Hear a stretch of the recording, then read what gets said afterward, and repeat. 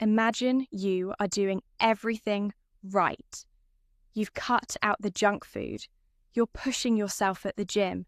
You're drinking the water. But when you look in the mirror, your stomach hasn't budged.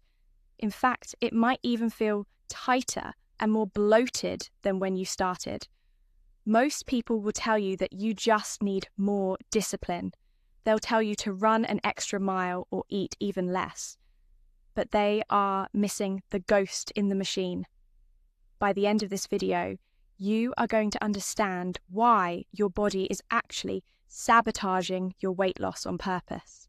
You'll learn why your hard work is being ignored by your biology, and I'm going to show you the one simple safety signal that tells your body it's finally okay to let go of that stubborn fat.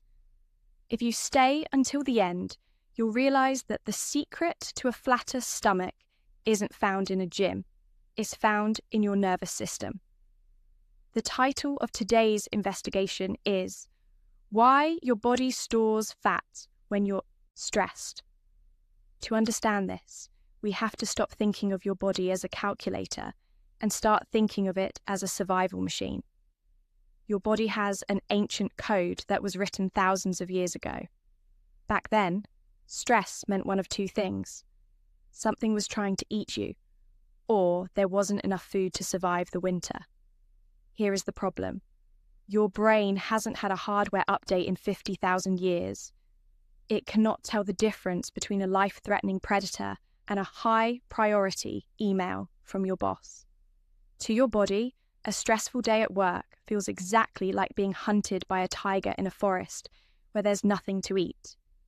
And when your body thinks a disaster is coming, it does something very specific. It stops burning fuel and starts hoarding it.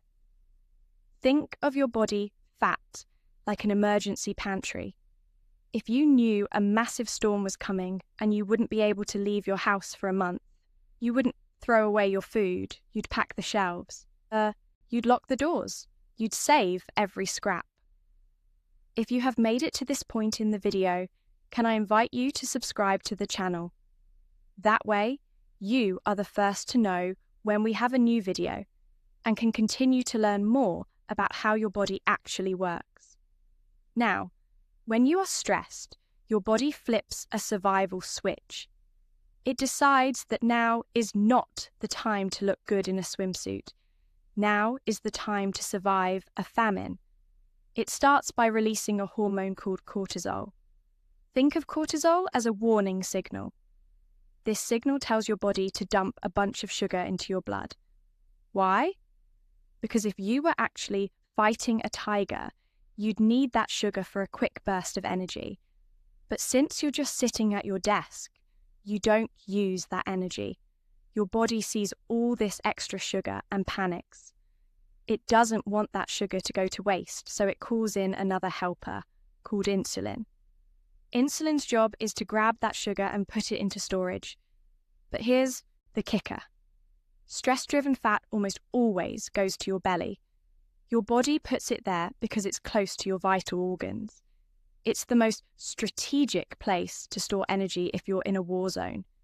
This is why you can be thin everywhere else, but still have a stress belly that won't go away no matter how many sit-ups you do.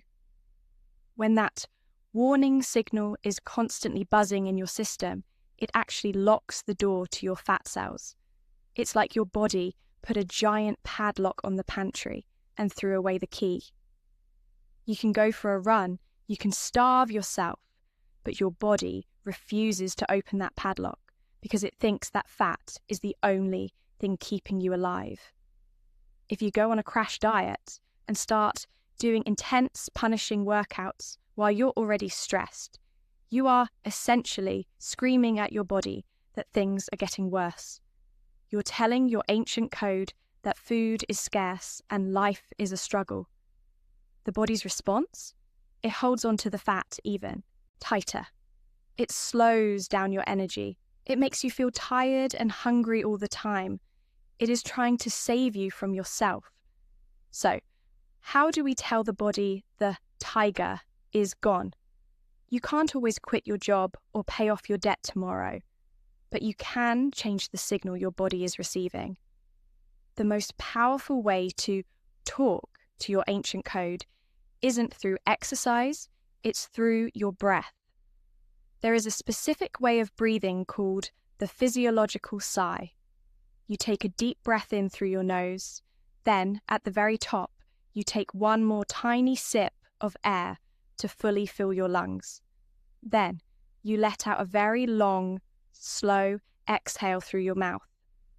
When you do this, you are sending a physical message directly to your brain. That long exhale is the universal code for safety. No one exhales slowly like that if they are being chased by a predator. When your brain receives the safe signal, it stops sending out the warning hormones. It lets the sugar levels drop. And most importantly, it finally unlocks the padlock on your fat cells. Suddenly, your body realizes it doesn't need the emergency pantry anymore. It starts to relax. It starts to burn that stored energy. And that's when the weight finally starts to move. We've spent so long trying to bully our bodies into changing. We use shame, we use exhaustion, and we use hunger. But your body doesn't respond to force. It responds to safety. Stop treating your biology like an enemy you have to defeat. Start treating it like a partner that just needs to know the war is over.